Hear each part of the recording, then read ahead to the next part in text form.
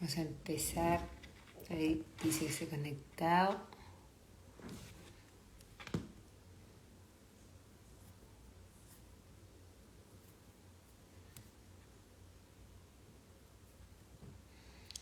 Buenas, buenas. ¿Cómo andan? Ahí de a poquito se van sumando. Hola, Jime. Ay, Jime, tengo que hablar con tu hijo. Después decirle que me escriba. Hola, Dani. Hola, Mida. Bueno, de a poquito se van sumando a este vivo que es en una hora media rara. Pero bueno, el padre Luis podía esta hora y lo lindo después que este vivo va a quedar grabado. Así que lo van a poder ver después, el viernes, el sábado, cuando quieran. Ahí siguen saludando a la Grisela.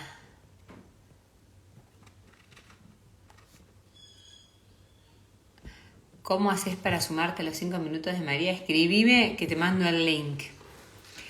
Voy a tener que armar otro grupo de los 5 minutos de María porque me están pidiendo muchos. Todos los que están acá y se quieren sumar a los 5 minutos de María, me pueden mandar un mensaje por privado que se los contesto y les mando un link para que se puedan sumar. El que no sabe qué son los 5 minutos de María, todos los días mando, como manda el padre Luis, que ahí está, yo mando los 5 minutos de María, que es una reflexión con un poquito de música. Y bueno, no me voy a extender, que acá está el padre y vamos a invitarlo para hacer el vivo de San José. Muchos me pidieron un vivo en el padre Luis para que nos cuente un poco de San José, hablar de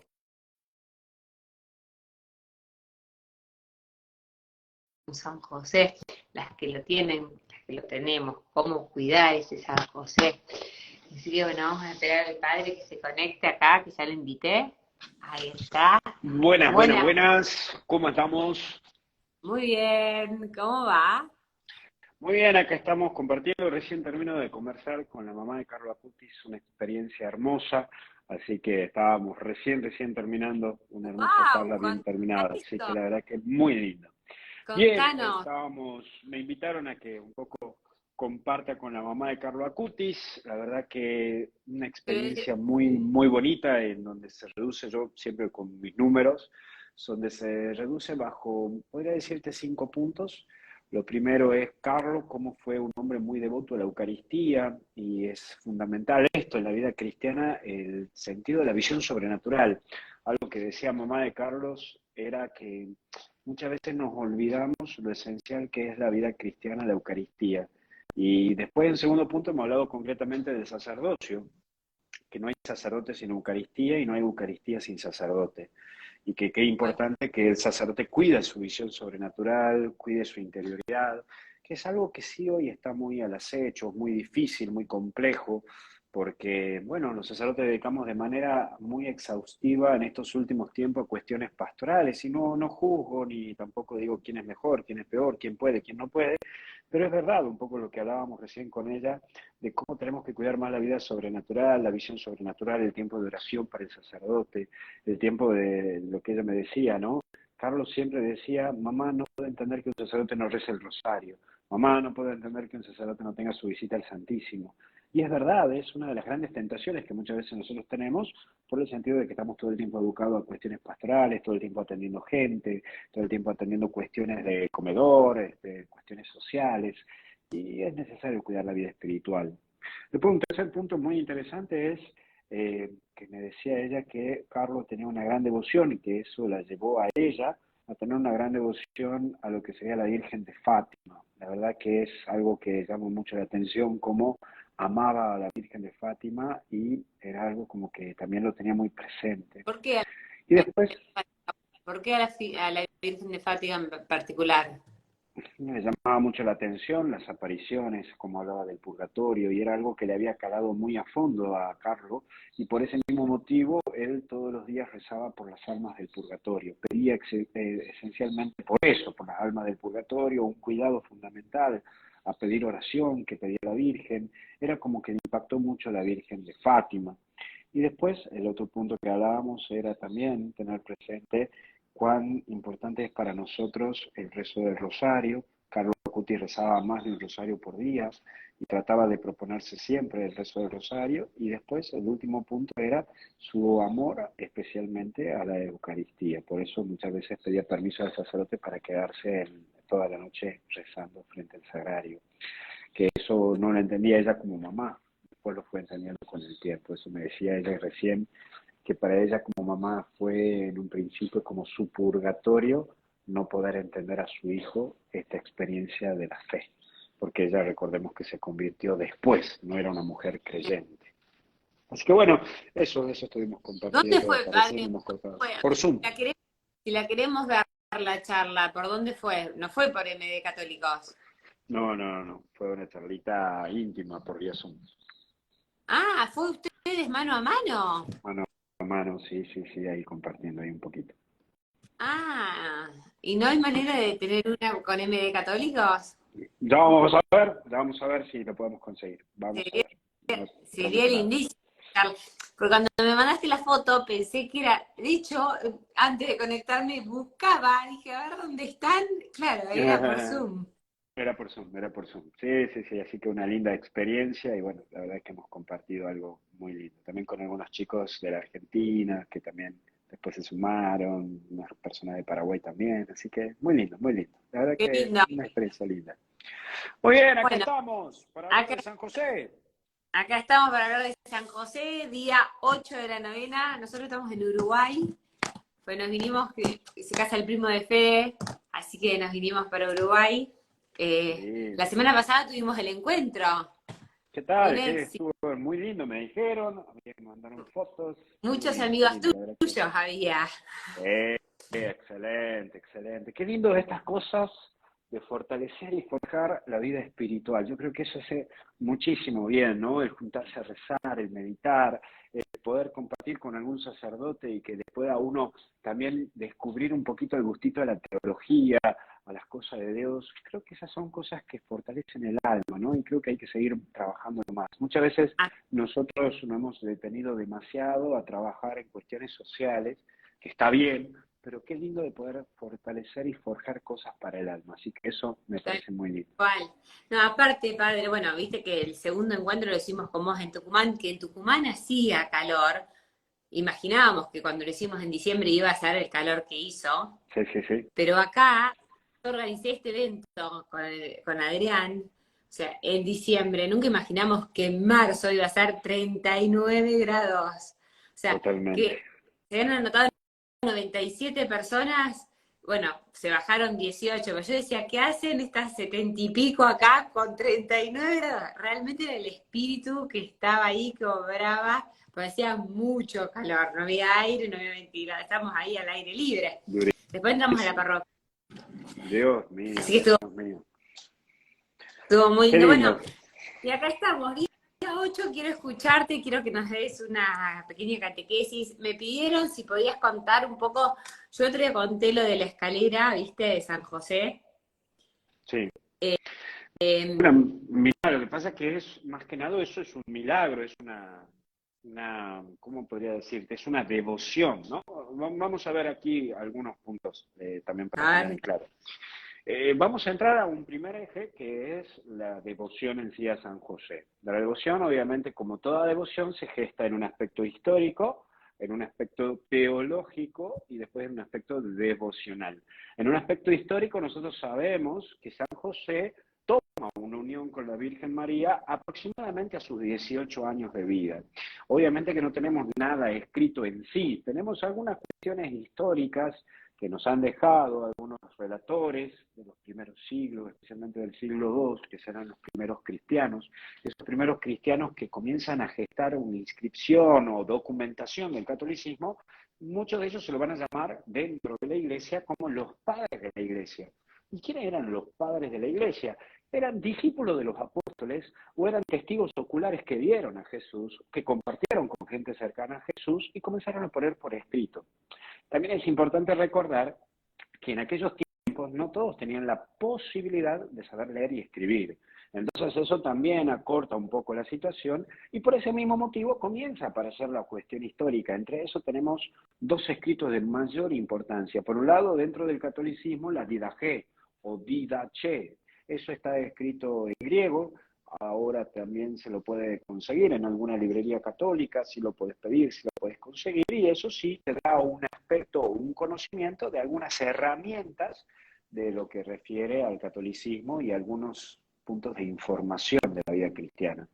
Y por el otro lado, los escritos de los emperadores, ¿sí? Por ejemplo, de Augusto, o el emperador Augusto, o incluso del mismo Poncio Pilato. Por eso nosotros cuando rezamos el credo, ¿viste? Cuando decimos creo en Dios Padre Todopoderoso, dice bajo el poder de Poncio Pilato. ¿Por qué mencionamos a Poncio Pilato? Uno puede decir, bueno, pero padre, ¿qué tiene que ver Poncio Pilato si yo no creo en Poncio Pilato?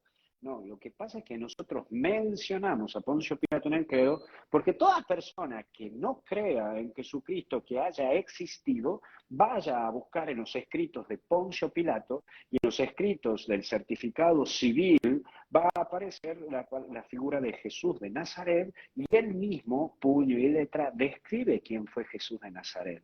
Entonces, por eso nosotros tenemos a Poncio Pilato como un referente en el aspecto de que sí, no siendo católico ni creyente, ha manifestado que existió Jesús de Nazaret. Eso por un lado. En cambio, por ese área, por el área histórica, tenemos tres elementos que son los padres capadocios, los padres apostólicos y los padres apologetas. Estoy dando una clasecita, lo voy haciendo lo más rápido posible, no se me la asuste doña, no se me la asuste don. Los padres apologetas son aquellos cristianos que eran muy intelectuales, muy estudiosos y que eran muy cultos. Ellos se dedicaron a investigar sobre Jesús, sobre los primeros cristianos y hasta incluso sobre el aspecto de lo que era Jesús como hijo de Dios. Entonces unieron filosofía con teología y ellos son los que crearon la teología de Jesús de Nazaret en sí. Por el otro lado están los padres capadocios, que eran aquellos que conocieron bien, fueron testigos de los apóstoles y vieron cómo trabajaban en relación en el aspecto social. Y los padres apostólicos eran los discípulos directos de los apóstoles o aquellos que vieron a Jesús morir, o aquellos que vieron a Jesús hacer milagros y comenzaron a seguirlo y a escribir. Con todo eso, nosotros vemos, y a través de la investigación de estos primeros cristianos, vemos que ellos han investigado un poquitito más y entonces ellos nos describen algunas cosas. Entre eso, que cuando recibió San José a María, aproximadamente San José tenía 18 años de vida. Por eso nosotros hasta el día de hoy celebramos los 18 años de los varones católicos y le hacemos la misa, le celebramos la fiesta, porque para el catolicismo es recordar que el hombre entra en un estado de madurez, entre comillas, pero se lo toma como un estado de madurez y a los 15 años celebramos a las mujeres por en honor a la Virgen María, que se calcula que tenía 15 años cuando recibió a Jesús en su vida y cuando se une con San José. Entonces, ahí tenemos una unión propiamente primaria desde el aspecto histórico. Sí.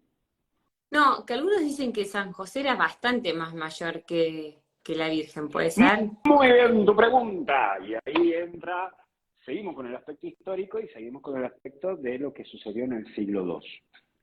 Como en el siglo II comenzó a difundirse la devoción a María y recordar que María fue madre y por sobre todo fue virgen antes, durante y después del parto, muchos dudaron de que María Santísima, siendo tan joven con San José, puedan llevar una vida casta, puedan llevar una vida de culto a Dios. Y entonces, por ese mismo motivo, existe en el siglo II una secta, podemos llamarla así, una secta que va a surgir, entre ellos una secta entre los puritanos, con una relación, porque dentro del catolicismo comienzan a dividirse, ya empiezan los problemas, comienza a dividirse entre ellos aparecen los puritanos, los jansenistas, te estoy diciendo sectas que surgen dentro del catolicismo porque se empiezan a separar, ¿no? Están los jansenistas, que creían que era todo por la propia voluntad, y entonces se identificaban con un Cristo crucificado, pero en vez de un Cristo crucificado con las manos para así, unas manos como para arriba, ¿no? Un Cristo crucificado así con las manos para arriba. Yo logro por mí mismo el cielo. Después de los jansenistas aparece otra secta que eran los puritanos, que eran aquellos que todo consideraban pecado y mundano, de ahí viene la palabra mundano. Lo mundano igual a pecaminoso, pecador, entonces tenían que ir a los lugares desérticos a vivir. Y después, dentro de eso, también aparecen otros que eran como que Jesús era considerado como una energía. Como empieza a ver todo esto, había también otros que decían que María no era virgen y que no podía ser virgen con San José a tan joven edad.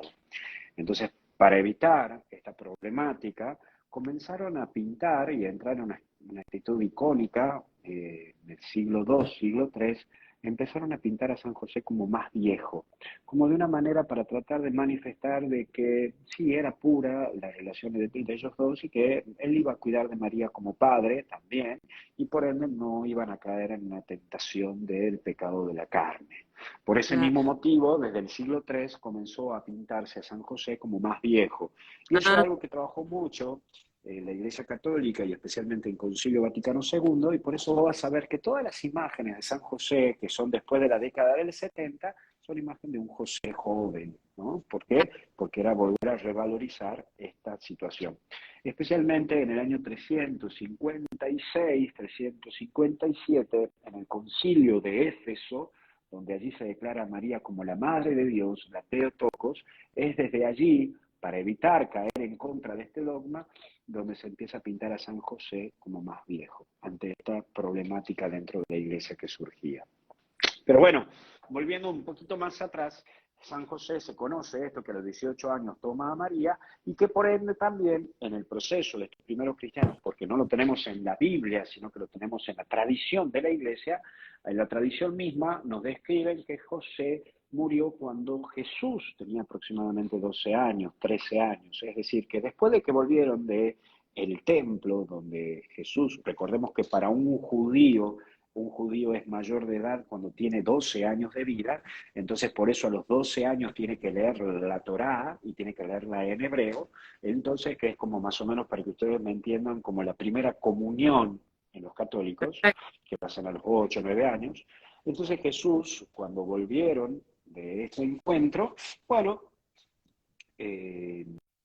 cuando volvieron, José enferma y muere. Por eso a San José se lo llama el padre de la buena muerte, porque estuvo en su momento del lecho de muerte junto a María y a Jesús. Por eso toda persona que desea rezar para tener una buena muerte o tiene algún familiar enfermo en un estado dificultoso y necesita que muera en paz, siempre se le pide a San José que le prepare su alma para que entre al cielo. Eso es lo que conocemos históricamente, y también conocemos históricamente que José, también por algunos escritos de los primeros cristianos, vuelvo a repetir, no está en la Biblia en sí, pero sí está en un aspecto de los escritos como la Didaché, la Didascalia y otros escritos como San Ignacio de Antioquía o como San Ireneo de León, que son los primeros cristianos que comienzan a escribir sobre Jesús de Nazaret, nos muestran y nos comentan de que era un carpintero, pero que no era un carpintero cualquiera, era un carpintero artesanal. Por ese mismo motivo, ¿qué significa? Era esa persona que no hacía tan solo la puerta, sino que en las puertas hacía imágenes, hacía reflejos de lo que era un rostro. Por eso tenía mucho contacto con el ámbito de lo religioso, porque hacía la construcción de las puertas del templo, la construcción de las puertas de los palacios, la construcción de las puertas del ejército, es decir, tenía un trabajo porque era un trabajo delicado, es decir, no lo hacía cualquiera, era Entonces, exactamente como dice ahí Mariana, ebanista. tranquilamente pudo haber hecho San José, o sea, la escalera de San José. Por ese mismo, sí, ahí quería llegar, pero ya voy ahí, sí, sí, eso, no me quiero adelantar. Entonces, eso es lo que nosotros conocemos de una manera histórica. Sí. Desde un aspecto teológico, nosotros sabemos que a San José se lo denomina o se lo determina como un padre putativo. ¿Por qué putativo? ¿Qué significa? No viene de la mala palabra que usamos los argentinos, sino que putativo viene de una palabra griega a la que refleja adoptivo. Adoptivo, es decir, adopta, asume que es papá carnal, que le da la educación y la formación a alguien que no es hijo desde su sangre, ¿sí? La entraña en sí. Por ese mismo motivo, nosotros sabemos que cuando hablamos del Padre Dios es hablar del Padre de Jesús, ¿sí? La primera persona de la Santísima Trinidad. Y que San José así asume este problema, o este promedio de lo que es la sociedad que los rodeaba, ¿no? Entonces, por eso asume San José esta cuestión teológica. Por eso, desde la teología se habla de San José como el padre putativo, como el padre que asume y toma el rol de ser padre, de que lo guía y lo instruye, no tan solo en la educación del judaísmo, sino también en la formación laboral de Jesús. Segundo, sobre la figura de San José comenzamos a tener algo más concreto en el Concilio de Trento, en el año 1540, 1580, comienza allí a aparecer un poco más el trabajo sobre la figura de San José. Recordemos que siempre la Iglesia ha trabajado mucho en la figura de Jesús, la parte cristocéntrica. Recién en el siglo III comienza a hablarse un poco más de la Virgen María, pero no teníamos un gran conocimiento. Y recién en el siglo XV de San José, y recién en el año 1962 tenemos a San José como alguien que está introducido en la Iglesia con su propia teología. Por eso, mirá, hace muy poco tiempo, en el año 1969-71, se declara San José como San José Obrero, y el 1 de mayo se declara el Día de San José Obrero, por ende el Día del Trabajador, la devoción a San José, el tema de devociones que surgen, como la capa de San José, como San José Dormido. Todas estas devociones surgen después del Concilio Vaticano II para tratar de fortalecer, fogonear y acompañar este proceso de una devoción en sí a San José. Siempre se lo ha denominado como el santo de los santos, según la teología, porque es el santo en donde muchos recurrían a él, muchos santos recurrían a este gran hombre como era San José. Eso por el otro lado. Y por tercer punto, ya la devoción a San José, como bien lo usamos, es aclarar que las devociones, en este caso la devoción a San José, no es dogma. ¿Y qué es lo que quiero agregar? Que no pasa nada si crees o no crees, no pasa nada si lo rezas o no lo rezas, porque es una devoción de manera personal. Si a vos te ayuda a acercarte a Dios, bienvenido sea. Pero bueno, es devoción.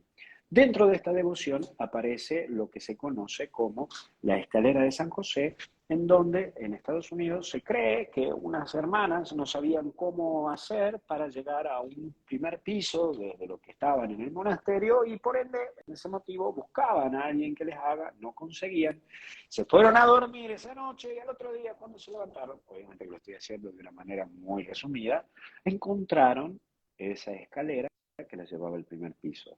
El tema es el siguiente. Primero, no escucharon ningún ruido.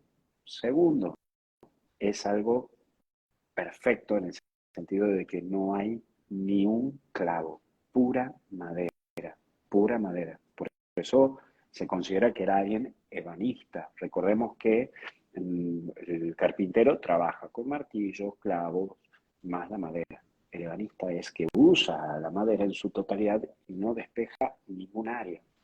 Y tercero, es que las hermanas le tenían devoción a San José y le habían pedido a San José porque era el padre de la providencia. Siempre se ha considerado a San José el padre de la providencia, porque así como pudo mantener a Jesús y a María lo económico, siempre los santos, como San José María, como Santa Teresa de Ávila, como San Juan Bosco, siempre le pedían a San José cuando la economía estaba en rojo. Entonces, por eso viene la devoción a San José, que, por ejemplo, todas las monjas de carmelitas de clausura le tienen gran devoción a San José, porque cuando estaba en un momento complejo, Santa Teresa de Ávila, cuando tenía que fundar la primera fundación, la llama San José, porque él que le abrió el camino. Los del Opus Dei, en todas las llavecitas para abrir el sagrario, tienen la medalla de San José, porque San José María le encomendó a San José todas las labores de que tenía que desarrollar el Opus Dei. Después, Madre Teresa de Calcuta, también, cada fundación de casa, cuando no tienen medicamentos o cuando no tienen plata para cocinar, le piden a San José, y ahí en todas las cocinas de las hermanas de Calcuta, de la congregación de Madre Teresa de Calcuta, en las cocinas tienen la imagen de San José, en honor a que ella les protege, San José les protege en la parte de la providencia. Hay más devociones, pero no me quiero detener tanto en tanto. No, yo estaba esperando que sigas. Bueno, tenés, te tiro dos más, ¿no? También está San Juan Bosco, a la cual también Don Bosco le pide a San José, y por eso cada vez que se funda un colegio de los salesianos se pone una medallita de San José en donde se va a construir el colegio para que se sostenga económicamente. Después San Juan XXIII, el Papa Juan XXIII, le pedía siempre a San José cada labor que tenía que hacer. Y el Papa Pío XI encomienda a San José y lo hace y lo nombra patrono de la Iglesia Católica a San José por las dificultades que se venían después de la Primera Guerra Mundial, de 1914, cuando vino la Primera Guerra Mundial, en donde se creía que iba a desaparecer la Iglesia. Entonces, siempre está San José en la protección de la Iglesia, y Bien. por eso se llama el patrono de la Iglesia. Padre, otra cosa que me preguntaron es sobre el anillo de compromiso de San José y María. Sí, acordate que ellos eran judíos, por lo tanto, su relación es distinta. Y acordate que hasta incluso el proceso de matrimonio es distinto, no es como nosotros los católicos que nos casamos, tenemos la noche de boda y todo sigue normal. Es todo un proceso, está el casamiento por un lado, cuando va a buscar el novio o la novia por el otro lado, cuando van a vivir juntos, cuando se usan las alianzas.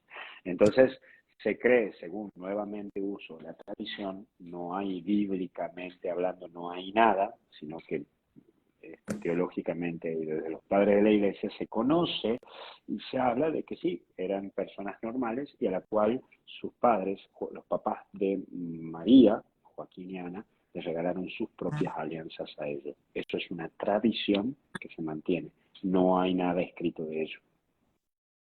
Claro, perfecto, porque sí, yo el otro día leí un artículo que el anillo está expuesto en una parroquia, no me acuerdo en dónde.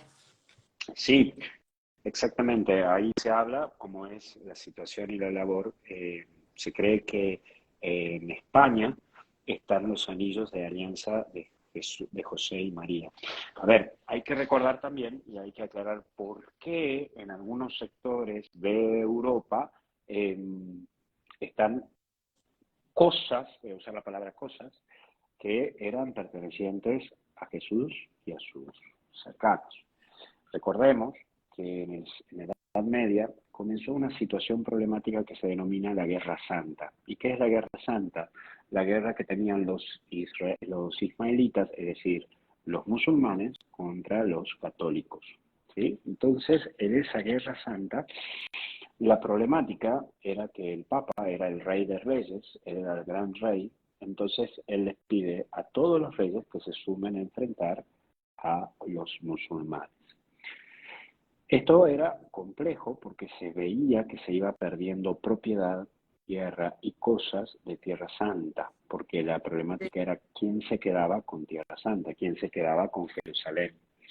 Es por ese mismo motivo que, viendo la debilidad que tenía el pueblo católico ante la gran potencia que eran los musulmanes en la guerra, decidieron sacar todas las cosas santas que pertenecían a Jesús, a María, a José, a los apóstoles, y distribuirlas en los distintos lugares que pertenecían a los reyes católicos.